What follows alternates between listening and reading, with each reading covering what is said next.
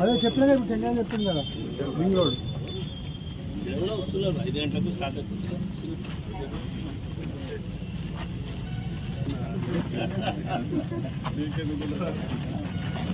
చెప్పు మన వాళ్ళందరికీ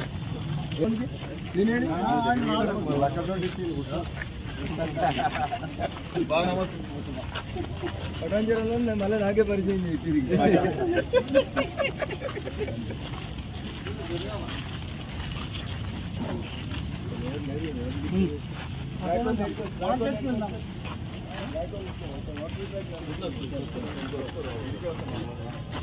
ఇక్కడికంటే అదే మార్కెట్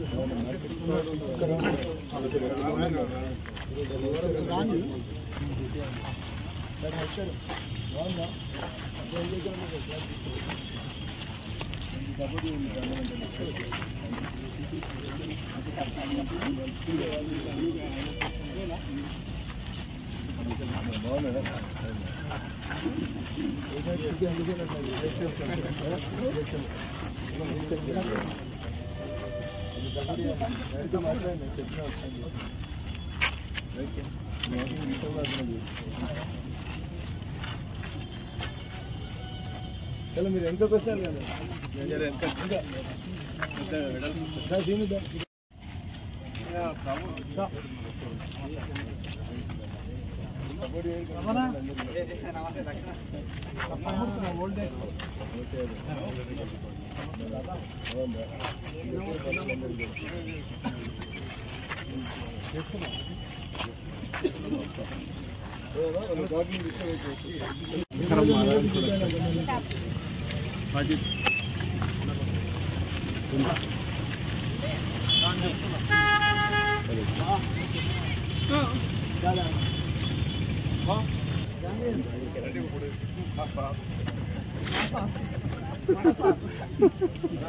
దూరం పోతున్నావు జాగ్రత్త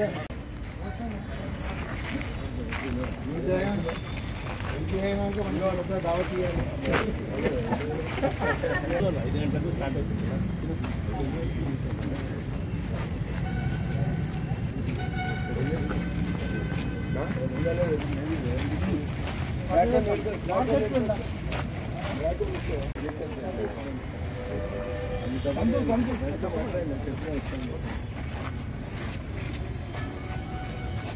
చలో మీరు ఎంతకు వస్తారు కదా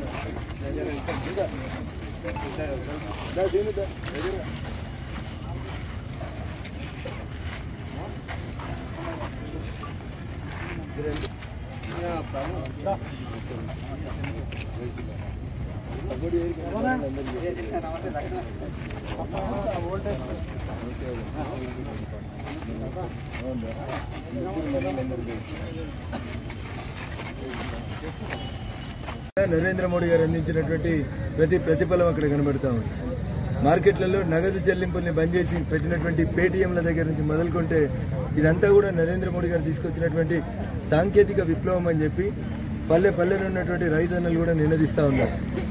ఈరోజు ఉదయం నుంచి పటాన్చెరు పారిశ్రామిక వాడలో ఉన్నటువంటి వాకర్స్ అసోసియేషన్ మిత్రులతోటి యోగా ఆసనాలు చేసేటువంటి యోగా అసోసియేషన్స్ తోటి అదే రకంగా రైతన్నలతో కలిసినప్పుడు వారి నుంచి వచ్చినటువంటి స్పందన ఈ తప్పకుండా మోడీ గారిని గెలిపిస్తాం. ఇది ప్రతి ఒక్కరి నోటి నుంచి వస్తున్నటువంటి మాట. చదువుకున్నటువంటి యువకుల దగ్గర నుంచి మొదలుకుంటే రైతన్న దేశానికి అన్నం పెట్టేటువంటి రైతన్నలు కూడా ఒకటే మాట చెప్తా ఉన్నారు, బిడ్డ ఈ మూడోసారి ఈ కూడా తప్పకుండా మోడీనే గెలిపిస్తామని. ప్రజల నుంచి వస్తున్నటువంటి స్పందనను చూసి ఓర్వ లేక కొంతమంది కొన్ని కుట్రలు చేసే ప్రయత్నం చేస్తారు. కానీ వాళ్ళు అనుకుంటున్నారు ఏదో డబ్బు సంచులతోటి తెలంగాణ సమాజాన్ని మళ్ళొకసారి మాయ చేయొచ్చు అని అనుకుంటున్నారు. ఎక్కడ కూడా ప్రజలు మాత్రం చాలా స్పష్టంగా ఉన్నారు. పైసలు ఇస్తే తీసుకుంటాం బిడ్డ మాయే, ఓటు మాత్రం మోడీ గారికి ఇస్తామనేంత క్లారిటీగా సమాజం అంతా కనబడతా ఉంది. పటాన్చెరు నుంచి చిన్న కోడూరు దాకా ఎల్కేజీ నుంచి మొదలుకుంటే ఎక్కడి దాకా పోయినా, ఏ పీజీ కాలేజ్ దాకా పోయినా కానీ అక్కడున్న పేరెంట్స్ కానీ అసోసియేషన్స్ కానీ అన్ని ముక్త కంఠంతో నినదిస్తున్నటువంటి మాట నరేంద్ర మోడీ గారి నాయకత్వం వర్ధిల్లాలి, ఆయన అయితేనే ఈ దేశం సుభిక్షంగా ఉంటుందని.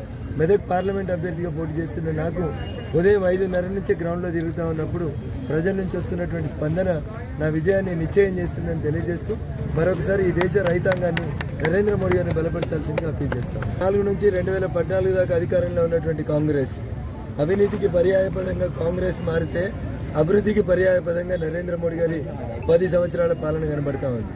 నేను కూడా వారు అడిగినటువంటి మాటకి ప్రజలకు చేయాల్సి అనుకున్నటువంటి విజ్ఞప్తి, 2004 నుంచి 2014 దాకా దేశం ఎట్లుంది, అప్పుడు మన ప్రధాని ఎవరు అంటే ఎక్కడున్నారని వెతుకోవాల్సిన పరిస్థితి ఉంటుంది.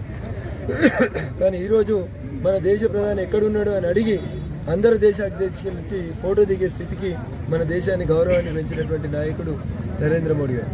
అందుకని కాంగ్రెస్ మాటల్ని మనం పెద్దగా పట్టించుకోవాల్సినటువంటి అవసరం లేదు. ఎందుకంటే ఇండియా కూటమిలో ఉన్నటువంటి దీదీ చెప్పింది, మొత్తం దేశంలో కాంగ్రెస్కు 40 రావని చెప్పి మీకు 2 సీట్లు ఇస్తా అన్నది. 42 సీట్లున్న వెస్ట్ బెంగాల్లో 2 సీట్లు ఇస్తా, ఇష్టం ఉంటే ఉండూరి కష్టం ఉంటే పోనీ అన్నది.